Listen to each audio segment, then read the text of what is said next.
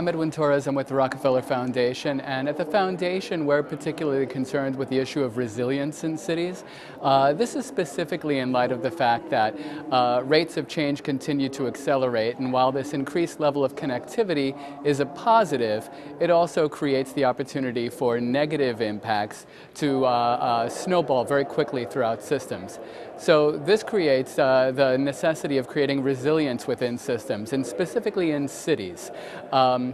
When you have the vast majority of cities are coastal, and the vast majority of the poorer populations are actually closest to the water, you have increased risks of flooding thanks to climate change, thanks to sea level rise and rainfall variability, and you really need to look at resilience through a system lens. It's something larger than seawalls. It's something specifically about governance issues, layers of governance being in close dialogue with each other. An example is the city of Surat in India. The Ukai Dam is governed by the state of Gujarat, and periodically, thanks to increased rainfall variability, needs to do an emergency release. It hadn't occurred to them to be in close dialogue with the government of the city of Surat, which is right below that dam. So when they do those emergency releases, historically the city of Surat just floods.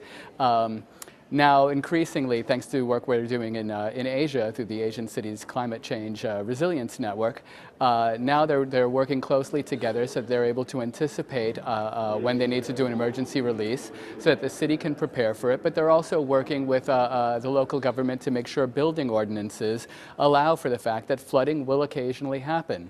And as a systemic approach, this is the city and the state also partnering with local industries. You have a huge manufacturing base in Surat. It's where the majority of the saris are actually manufactured.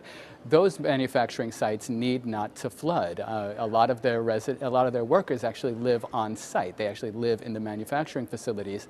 Those facilities flood, you have manufacturing shut down, and then you have suddenly homelessness.